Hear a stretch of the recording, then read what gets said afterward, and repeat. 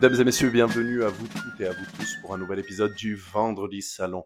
Aujourd'hui, mesdames et messieurs, nous allons étudier la pensée, l'œuvre intégrale d'Alexis de Tocqueville sur la démocratie en Amérique. Une œuvre qui a bien sûr fait parler d'elle en son temps. Nous parlons de quelle année, Nikita? 1831. Donc, monsieur de Tocqueville a décidé d'entreprendre ce voyage dans le but d'étudier le système incarcéral américain, mais s'est retrouvé Passé 9 mois au sein de l'Amérique en étudiant tous ces aspects de ce nouveau système politique. Et alors c'est comme un vacation parfois où on prend plus des mois que c'est nécessaire ou plus des jours. Mais pour Tocqueville, c'était plusieurs mois, 9 mois précisément. Et après ces 9 mois, il a écrit 2 tomes intégrales pour la science politique. Une des raisons pour lesquelles on consiste à étudier Alexis de Tocqueville jusqu'à ce jour, c'est car son œuvre ne représente pas tout simplement une prédiction, mais plutôt une prophétie pour ce qui y avait pour l'avenir de l'étude de la science politique et même pour la démocratie. Il avait prédit beaucoup de choses et c'est pour cette raison que son étude est vraiment consistant et résonnant jusqu'à notre jour. Tout à fait. Donc, Alexis de Tocqueville a entrepris d'étudier, à la place de son initial objectif du système incarcéral américain, toutes les facettes et les façades de l'Amérique du Nord et de ce système nouvellement établi dans les colonies anglo-saxonnes, qui est la démocratie. La démocratie qui est à l'époque, bien sûr, aujourd'hui, nous parlons de démocratie car c'est quelque chose, c'est un système répandu et même assimilé dans l'esprit de tous et de toutes, n'est-ce pas? Mais à son époque, la démocratie était vraiment un système nouveau que des colons anglo-saxons avaient pris des Grecs anciens. Exactement, pour la plupart de l'histoire, surtout considérant le fait que à cette époque, c'était les monarchies et les aristocraties qui étaient les règles et la démocratie qui a été l'exception. Mais à nos jours, c'est le rétroverso. C'est la démocratie qui est la règle et les monarchies qui sont l'exception. Mais pendant le cours de l'histoire, la démocratie a été considérée comme être une drôlerie, une blague. Ouais. C'est pour cette raison que l'Amérique du Nord a vraiment capturé euh, la curiosité intellectuelle et la rétrospection et introspection politique et sociologique d'Alexis de Tocqueville. Et en fait, il est considéré comme être le père fondateur, ou au moins un des pères fondateurs de la science politique, mais surtout pour la sociologie politique. Tout à fait. Donc, Alexis de Tocqueville va étudier toutes les facettes, encore une fois, de l'Amérique et de son système unique au monde à l'époque, la démocratie. Donc, il va commencer par étudier la géographie, il va nous parler des rivières du Mississippi, il va nous parler des montagnes, des grands canyons, de la nature, pour ensuite s'indulger dans des études qui nous concernent plus de nos jours, qui sont le système démocratique, ses faiblesses, ses forces, ses vices et ses vertus. Son passé et son futur. Exactement.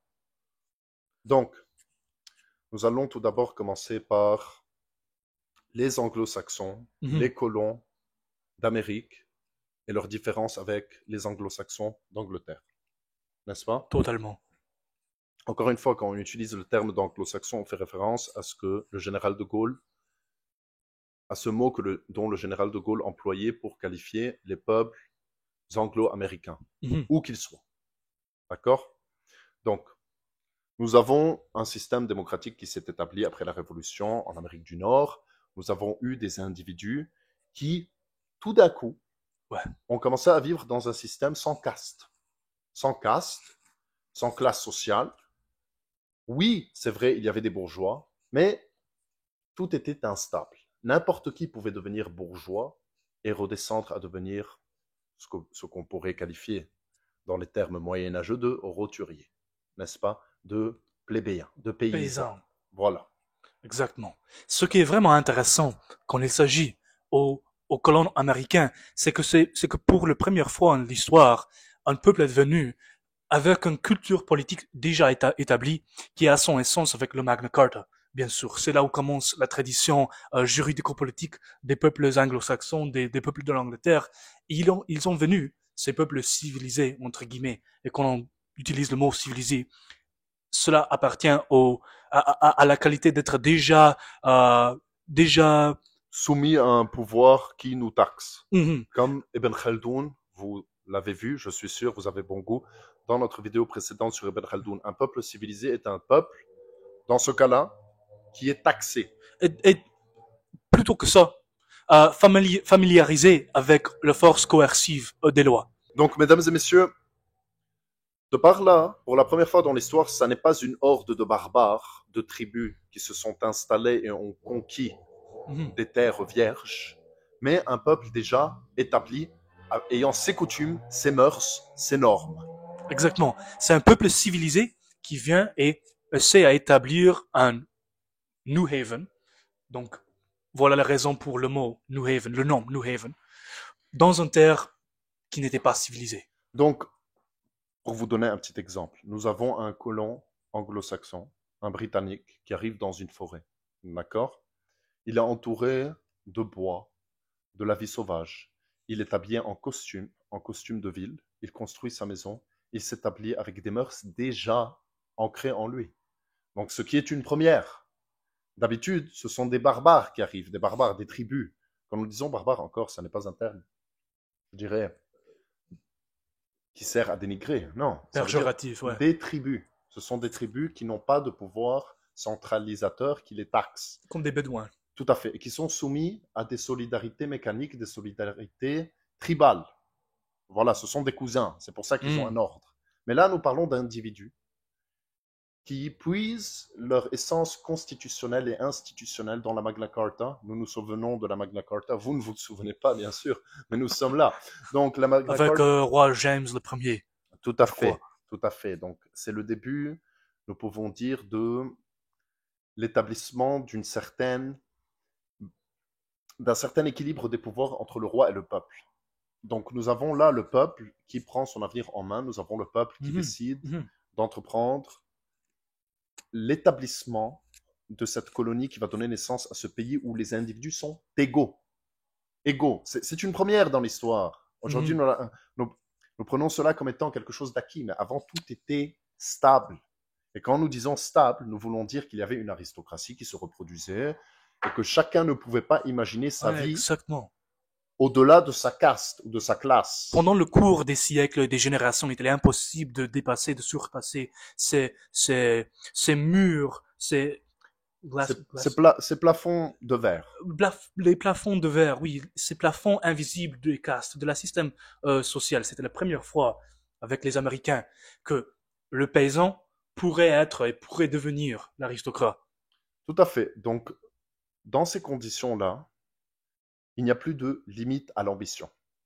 Est-ce que c'est positif? Est-ce que c'est négatif? Nous ne sommes pas là pour faire de la morale, encore une fois. Et même, c'était la même chose avec Alexis de Tocqueville. Il ne se concernait pas vraiment avec le moral, mais avec les vices et les vertus. Oui, c'est vrai que l'égalité est un système de croyance qui permet aux gens d'achever leurs aspirations et d'innover, et de travailler fort, labourer de manière honorable, mais cela peut aussi mener à certains vices aussi. Donc, nous ne sommes pas ici pour vous dire si c'est bon ou mal. Nous sommes ici pour expliquer un fait. Pour vous donner une analyse. C'est un fait. Donc, chez les Américains, il n'y a pas de caste, il n'y a pas de classe, mais cela nous emmène à avoir beaucoup de vicissitudes, des hauts et des bas constants. Exactement. Constants. L'homme qui est riche aujourd'hui peut devenir pauvre demain et vice-versa, n'est-ce pas? Cela crée une instabilité dans la société et dans les esprits et les mœurs des hommes. Donc, dans ce système où tout est incertain, nous avons une classe d'individus, une seule classe d'ailleurs, d'hommes égaux. Un grand bourgeoisie. Nous pouvons comparer cela aux Spartiates qui se vantaient de s'appeler les égaux. Mais bon, donc, où cela nous emmène-t-il? D'accord. Donc déjà, sur le point de vue institutionnel, nous avons des hommes qui sont d'un individualisme extrême, qui ne sont liés que par un royaume intérieur commun et qui ont tous un intérêt commun qui est de préserver ce système égalitaire. Pourquoi? Alexis de Tocqueville nous dit qu'en Amérique et dans les démocraties, il n'y aura pas de révolution comme en Europe. Mhm. Car il n'y a pas de classe pour détrôner une autre classe. Exactement, car révolution, ça veut dire changement. Un changement, une réinstitution de la système politique. Mais car en Amérique du Nord, le système politique est toujours en train de chambouler, de révolutionner, car le paysan peut devenir l'aristocrate. Et c'est même en l'autre direction. L'aristocrate peut devenir le paysan, car le système est toujours en train d'être changé, toujours en train de révolution. Il n'y aurait jamais une révolution violente. Plus que cela, déjà, la classe dominante en Amérique est une. Elle est unifiée. Car qui va faire une révolution contre le riche? Exactement. Et pourquoi? Chacun a ses chances d'être riche. Et pourquoi est-ce que les riches auraient un intérêt à se battre ou à se confronter aux moins fortunés? Exactement. Pourquoi? Car le riche peut devenir pauvre et le pauvre peut devenir riche. Exactement. Pourquoi révolutionner? Pourquoi lutter contre un système qui te permet les opportunités de devenir riche? Et Riche. en plus, aujourd'hui, comme hier, une révolution sociale aux États-Unis d'Amérique nous emmènerait à la révolution d'un peuple contre lui-même. Mhm. Parce que la grande majorité des hommes là-bas ont assez de biens. Et bien sûr, maintenant, nous sommes en train de paraphraser Tocqueville. C'est Tocqueville qui vous parle à travers nous.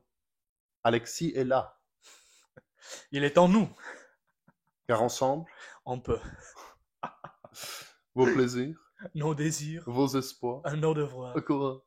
Donc, donc, en Amérique, la majorité des gens ont assez pour aimer la paix et ne manquent pas assez pour semer le désordre. Vous voyez? Donc, ils ont assez de biens pour vouloir préserver l'ordre, pour préserver leurs biens, et ils n'ont pas assez de manque pour nous emmener vers le chaos. Ça, c'est la grande majorité des gens. C'est vrai qu'il y a des pauvres qui sont prêts à semer le chaos. C'est vrai qu'il y a des riches qui ont intérêt à préserver un certain statu quo. Mais la grande majorité des hommes ont assez de biens pour aimer l'ordre et la paix. C'est pour cela, de par cela, qu'il n'y aura pas de révolution dans les démocraties d'après Alexis de Tocqueville, ou en tout cas de révolution sociale et économique. Et voilà un des grandes vertus de le système démocratique libéral.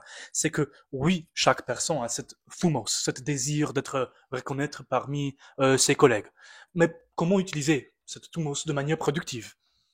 Par exemple, en Grèce antique, cela résoudra pour la plupart dans les guerres, dans les bagarres entre les familles aristocrates. Mais en Amérique, le système démocratique avec le marché libre permet aux gens de satisfier leur thumos, mais en même temps en contribuant à leur communauté. Imaginez par exemple l'industrialiste qui, oui, est en train d'accumuler ses richesses, mais à la même temps est en train de provisionner aux gens des produits bien manufacturisés et des emplois. Quand nous disons aristocrate en Europe et en Amérique, on ne veut pas dire la même chose. Mhm. Un homme, un landlord, un homme qui possède un propriétaire foncier, n'est-ce pas? Un propriétaire immobilier en Amérique n'est pas comme un propriétaire immobilier en Europe, dans l'ancienne Europe, du temps d'Alexis de Tocqueville, et même aujourd'hui. C'est-à-dire, pour des générations, nous avons une famille qui possède des terres. Des gens vivent sur ces terres. Mhm. Ils se sont accoutumés et ils se sont habitués à la même famille régnante. Exactement. Donc, ils ont une solidarité qui va au-delà du matériel. Mhm. C'est-à-dire, un Américain, un riche Américain qui est un grand propriétaire terrien, oui, il peut avoir des hommes qui vivent sur sa propriété, mais non, il ne peut pas recevoir la fidélité de ces hommes. Exactement. Mais en Europe, c'est différent. En Europe, dans l'Europe du jour d'Alexis de Tocqueville, encore aujourd'hui, on peut voir qu'il y a une certaine fidélité à une famille régnante qui va au-delà du matériel. Car les paysans qui travaillent sur leur terre ont déjà ce concept ils n'auront jamais l'opportunité de leur déplacer et d'achever les mêmes qualités matérielles. Mais en Amérique, le paysan, entre guillemets, a ce vouloir, ce désir d'achever son volonté de puissance à déplacer l'aristocrate. Alexis de Tocqueville nous donne l'exemple des majordomes. Les majordomes en Europe, dans l'ancienne Europe, étaient majordomes de père en fils. Ils se vantaient de servir leur maître. Ils se vantaient. En fait, ils trouvaient leur plaisir dans la satisfaction sociale et culturelle de leur maître. C'était la source de leur fierté. Tout à fait. Ils étaient même plus réticents aux mauvaises manières Exactement. face à leur maître que leurs maîtres eux-mêmes. Insulter leur maître, c'était pire que insulter eux-mêmes. Tout à fait. Ils retrouvaient en leur maître les qualités dont ils projetaient d'une personne qu'ils auraient aimé devenir, mais sans ressentiment. Et ils se sont accoutumés et se sont habitués à servir une même lignée pendant des générations et des générations. Mais en Amérique, c'est différent. En Amérique, nous avons des majordomes.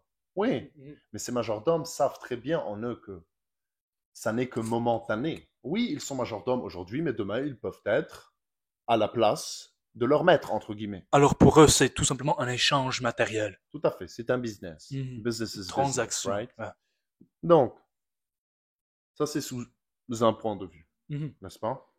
Donc, maintenant, plus que cela, le rôle de la femme.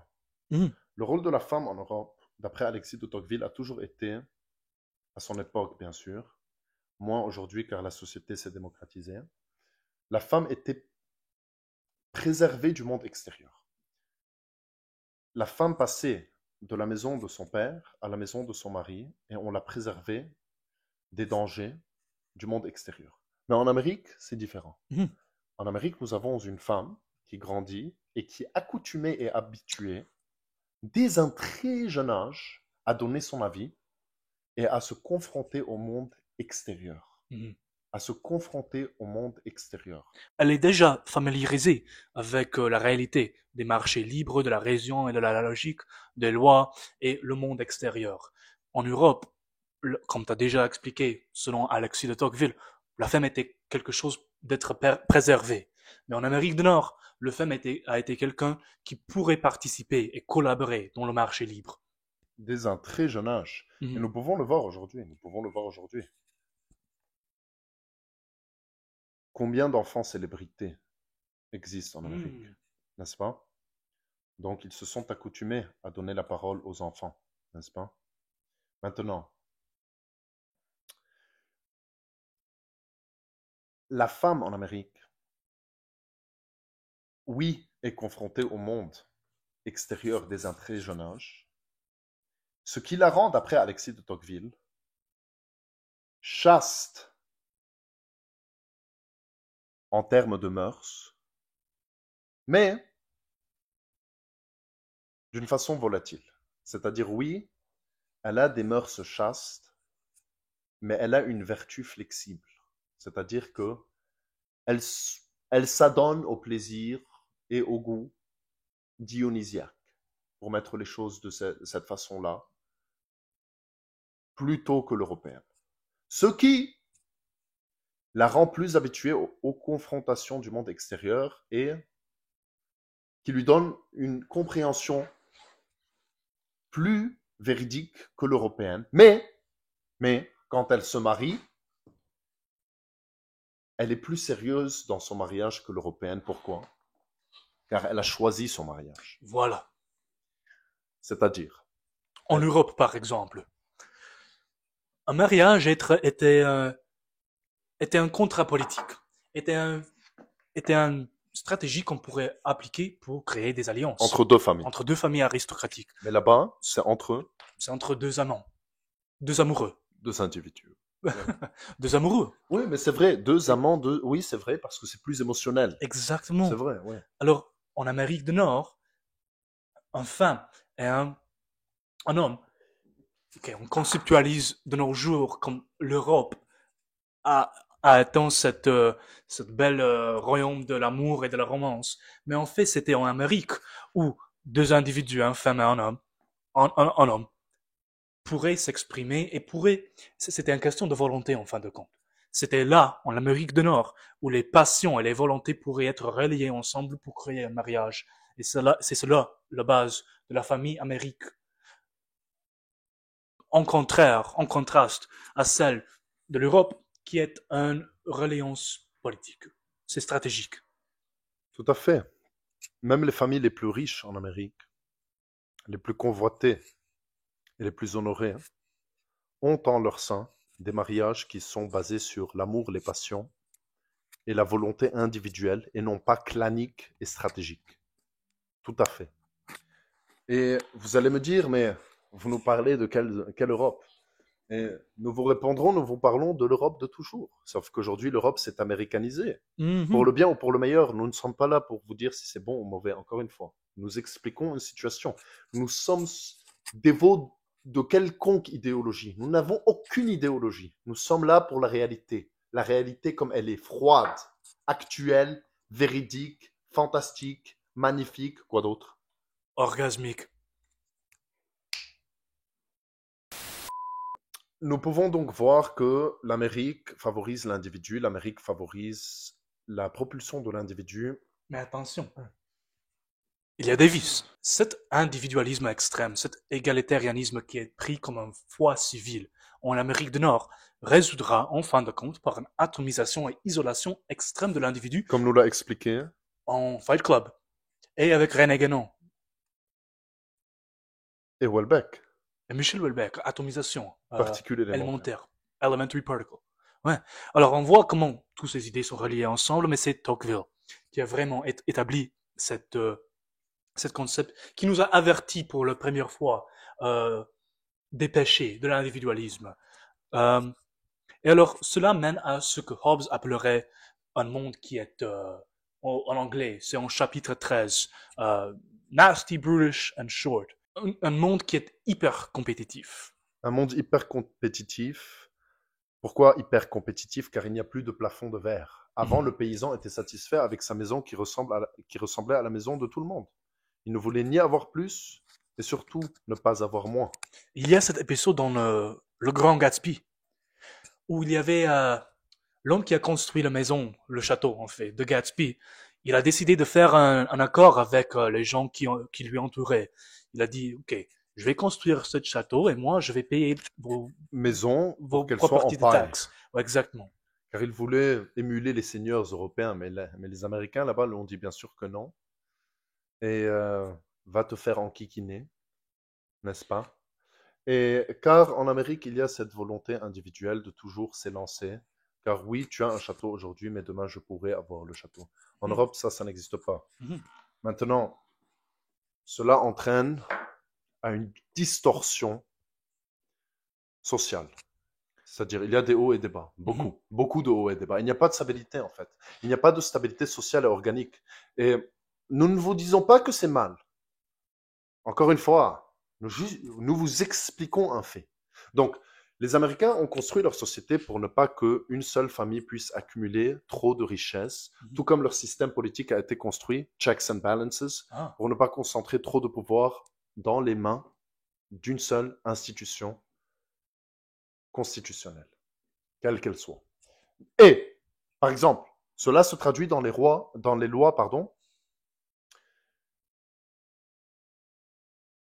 d'héritage. Ouais. L'héritage en Amérique est conçu et constitué pour affaiblir les familles. Encore une fois, nous ne vous disons pas que c'est mal ou mauvais. Nous vous disons juste que tout est fait pour ne pas que le pouvoir soit centralisé et concentré dans les mains de ce qui pourrait nous emmener vers une nouvelle aristocratie et royauté. Et nous pouvons voir cela dans l'armée. Alexis de Tocqueville, à la fin de son livre, nous parle de l'armée. Dans l'armée, il nous parle de la classe guerrière en Amérique. N'est-ce pas? La classe guerrière en Amérique constitue les soldats de carrière, les officiers de carrière. Les soldats professionnels. Pourquoi? C'est car dans un système aristocratique, par exemple, celle de l'Europe, les soldats et les officiers venaient de la classe aristocratique. Et alors pour eux, la profession de la guerre, en fait, ce n'était pas une profession, c'était quelque chose de loisir. Alors, ce n'était pas une profession, ce n'était pas quelque chose où ils ont dévoué les heures de la journée en échange pour l'argent, comme un soldat professionnel. C'était plutôt comme du sport. pour les aristocrates. C'est un sport, la guerre. C'était, si vous voulez, tout à fait un sport à part. Tout comme les positions publiques. Pour l'aristocrate, sa position principale était gérer ses propriétés.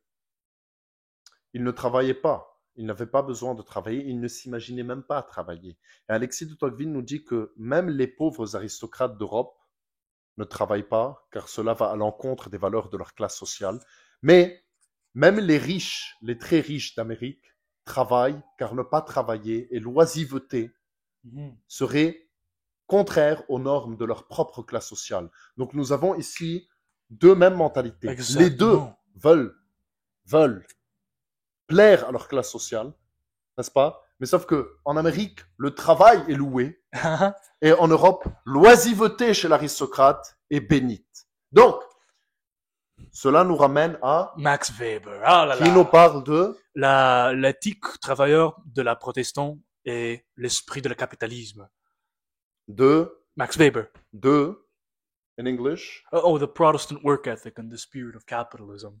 America. America. Ouais, cette conception que le travail et le labeur sont honorables est une conséquence de l'éthique protestante, car le protestantisme nous indique que le salut pourrait être achevé avec du travail. Tout à fait. Donc, dans la conception protestante, nous avons que le royaume des cieux est en nous. Le royaume des cieux. En fait, le royaume des cieux est quelque chose qui pourrait être matérialisé. Et nous pouvons dire plus que cela. Il était vraiment convenient que des protestants aillent peupler l'Amérique du Nord. Pourquoi? Car pour s'établir dans des contrées aussi lointaines, surtout avec l'expansion à l'ouest, il aurait fallu que le centre du salut spirituel soit en nous, car ils étaient tellement isolés. On ne pourrait pas téléphoner le pape. C'était impossible. Il n'y avait pas Snapchat à l'époque. Donc, chacun devait être son propre centre spirituel, car l'isolationnisme était fréquent, ambiant, ardent, dur et surtout, destructeur. Pas tout simplement ça, mais c'était aussi un mythe civique pour l'Américain. C'est un motif qui est vraiment pertinent pendant la littérature américaine. On voit ça avec Teddy Roosevelt, avec les Rough Riders, Henry David Thoreau, dans Walden par exemple. C'est un mythe américain, c'est le désir d'expansionner individuellement dans les conditions de liberté maximum et extrême. Alors c'est quelque chose, c'est un autre aspect de la foi civile des Américains, cet individualisme extrême et ce désir d'expansionner en conditions de liberté. Donc pour revenir sur le point de l'armée, aux États-Unis, tout comme la vie civile, la vie militaire est ancrée dans cette conception de il n'y a pas de classe sociale. C'est-à-dire, la classe guerrière en Amérique est constituée de ses officiers de carrière. Car un officier de carrière n'a pas de vie civile, contrairement à l'aristocrate, qui pour lui, la guerre n'est qu'un passe-temps. L'officier de carrière ne peut avancer dans la société que par la guerre, donc il veut la guerre. Une démocratie a un peuple qui ne veut pas la guerre, mais une armée qui veut la guerre. Le peuple est interdépendant des autres peuples par le commerce, car les habitants d'une démocratie s'adonnent au commerce et aux services. Les commerces et les services nous emmènent directement à des échanges internationaux et donc à une interdépendance entre les différentes nations, surtout celles qui sont démocratiques. Donc, la démocratie doit répandre à la démocratie, car la démocratie ne peut survivre que par un système d'interdépendance commerciale et de services. Exactement, c'est la théorie de paix démocratique d'Emmanuel Kant. Exactement. L'ami de Nikita, Emmanuel, nous en a déjà parlé, et on fera une vidéo sur cela d'ailleurs. Et donc, la classe guerrière en Amérique est constituée de ces officiers de carrière qui ne peuvent avancer dans la société que par la guerre. Mais le peuple ne veut pas la guerre. Pourquoi? Le peuple est interdépendant aux autres peuples, surtout s'ils sont démocratiques. Par le commerce, le troc, les industries. Tout à fait. Mais quand un peuple démocratique est en guerre, tous les peuples démocratiques seront en guerre. Car cette interdépendance, oui, c'est vrai, nous emmène à un fait que la guerre sera plus compliquée à débuter, mais les conséquences d'une guerre peu probable, certes, pourrait nous emmener à des conflits globaux. Et on a vu historiquement ce qui se passe quand une démocratie fait la guerre. Tout à fait. Une démocratie sur le court terme est faible pendant la guerre. Mais sur le long terme, est sauvage, puissante et destructrice comme aucun autre système. Pourquoi? Car en temps de paix, les habitants d'une démocratie s'adonnent à l'industrie et au service. Mhm. Mais puis en temps de guerre, l'économie civile Facilement. transitionne en une économie militaire. L'usine qui faisait des voitures, maintenant fait des chars d'assaut. Donc, c'est toute la population qui s'adonne à la guerre. Donc, en Amérique, Tocqueville nous parle aussi de la vraie classe aristocratique, la classe des hommes cultivés, la classe des sages qu'il appelle les juges. En Amérique, la classe aristocratique, selon Tocqueville, au vrai sens du terme, c'est la Cour suprême. Ce sont les juges de la Cour suprême qui sont les seuls gardiens des institutions, de la Constitution et surtout des libertés de chacun, de chacune et chacun.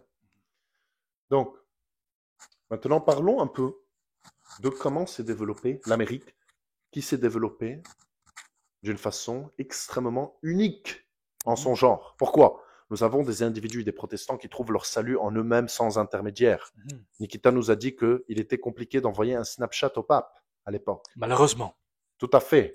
Donc, il n'y avait pas ce lien de connexion entre le pouvoir intermédiaire et l'individu. Donc, l'individu devait trouver son salut en lui-même, mesdames et messieurs. Cela a engendré le développement de sociétés multiples, différentes certes, mais unies par une seule chose.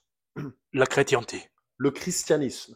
On avait en Amérique plusieurs différentes sectes chrétiennes, certes, mais chrétiennes. Cela a engendré. Comment est-ce que le pouvoir s'est développé en Amérique, le pouvoir central? C'est un des grandes idées de le contractarianisme, un des grandes idées de l'époque des Lumières. Ça veut dire que le consentement d'être gouverné vient de ceux qui sont gouvernés. Le consentement d'être gouverné ne vient pas d'une puissance centralisée, ne vient pas du gouvernement, mais vient du peuple. Ça veut dire que ce n'est pas comme en Europe, où il y a un roi, où il y a des puissances centralisées qui font des mythes, des industries pour relier plusieurs peuples ensemble, nation building, comme dans le 19e siècle, par exemple. Avec les Américains, la base de puissance est de l'individu, car l'individu, en Amérique, en cette conception libérale de un contrat social, l'individu a des droits inaliénables. Alors ça veut dire que l'individu est de la base de puissance. Puis l'individu s'entoure avec un township qui est, et plusieurs townships font un county. Le county devient un État et l'État vient le patrie. Donc, en Europe, le pouvoir vient d'en haut. La bonne nouvelle vient d'en haut. En Amérique, le pouvoir s'est développé d'en bas.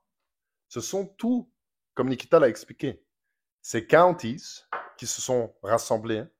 On avait des counties très différents les uns des autres, qui se sont rassemblés. Et même les États, même les États en Amérique sont comme des patries eux-mêmes, sont comme des pays eux-mêmes. Nous avons par exemple Utah. Texas. Bien, Utah qui était une patrie pour les Mormons. Texas qui a été république. Une république. Donc, le Commonwealth of Pennsylvania. La Louisiane qui était française. Donc, ce sont des États qui se sont développés vraiment indépendamment. Indépendamment. Ils avaient une base commune, le christianisme, mais différentes sectes se sont développées. Donc, d'en bas jusqu'en haut. D'en bas jusqu'en haut. Encore une fois, pourquoi est-ce que c'est important? Car en Europe, c'est le haut qui a rassemblé le bas. En Amérique, c'est le bas qui a formé le haut, qu'on voit de plus en plus présent, conscient et surtout centralisateur de nos jours. Et de là, Alexis de Tocqueville nous expliquait que le catholicisme est en train d'avancer en Amérique du Nord. Le catholicisme est en train de rassembler toutes ces différentes sectes en une seule. Et c'est inévitable, selon Alexis de Tocqueville, et selon moi d'ailleurs. C'est inévitable car le pouvoir centralisateur, qui est une conséquence normale, historique et encore une fois inévitable, j'aime ce mot, inévitable de l'histoire des États-Unis d'Amérique, est en train d'être ancré de plus en plus, de plus en plus. C'était une des prédictions d'Alexis de Tocqueville, que cette patrie qui est à ce moment vraiment atomisée deviendra de plus en plus centralisée par ce gouvernement, par son bureaucratie. C'est aussi la thèse de Spengler. C'est Mhm. la thèse de Spengler que la culture devient civilisation. Donc la culture, nous pouvons la comparer à un homme qui est introverte, qui développe sa pensée, puis se développe en civilisation, c'est-à-dire qu'il étend sa culture, qu'il impose son mode de pensée autour de lui, mais puis il se fatigue. Non, avant qu'il ne se fatigue, il se développe en césarisme, c'est-à-dire en pouvoir centralisateur absolu, et puis il se fatigue et il meurt. C'est la thèse de Spengler, Oswald, très gentil garçon.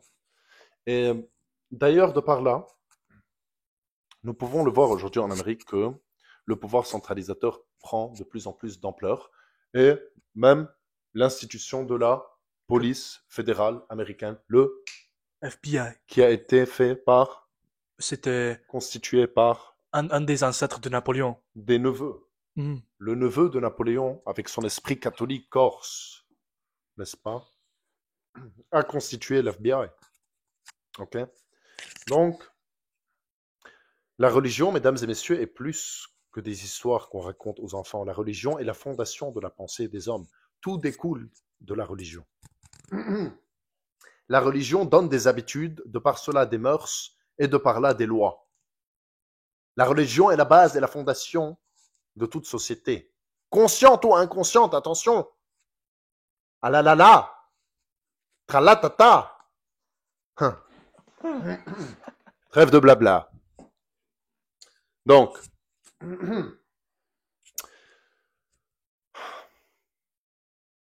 mais encore, nous pouvons donc comprendre que l'Amérique se centralise de plus en plus, que l'Amérique est constituée d'hommes qui se considèrent capables de s'élever, et de par là cela préserve la paix. Et nous pouvons surtout en conclure que le système de caste est inexistant en Amérique, Que de l'innovation est existante en Amérique, la liberté, l'égalité et l'espérance de chaque personne pour atteindre ses aspirations. très beau mot, innovation, qui m'a fait penser à un autre mot magnifique, sublime et excellent. Non, ça n'est pas Nikita. Ah. Ça, c'est le premier. C'est pas Karl. Arrête, je rougis. Donc, c'est le mot méritocratie. Quand Napoléon a décidé d'élever le peuple au niveau du trône, eh bien, il y a eu une explosion méritocratique. Tous ces petits paysans qui savaient très bien au fond d'eux qu'ils ne pourraient jamais s'élever ont maintenant vu un espoir, une ferveur de l'accomplissement de tous leurs rêves et désirs. Et c'est pour cela qu'il y a eu de grands maréchaux. Lannes, Murat. Mesdames et messieurs, la méritocratie découle d'une destruction des castes. Et c'est ce que nous voyons en Amérique. Tous les jours, de nouvelles innovations, tous les jours, de nouvelles entreprises, tous les jours et toutes les nuits même, de nouvelles histoires d'amour naissent entre deux individus, certes, qui seraient considérés dans l'Europe ancienne et vieille comme étant et appartenant à des castes différentes. Mais en Amérique, le pays du mélange des castes, le pays de l'innovation, le pays qui a fait tomber toutes les barrières, eh bien, c'est possible. Il est possible d'entreprendre, il est possible de s'élever. Cela vient avec des conséquences qui sont une certaine volatilité du système social structurel et constitutionnel de par là. Mais ça marche. Jusque-là, ça marche très bien. Mesdames et messieurs, merci de nous avoir accordé votre temps. Vous êtes intelligents.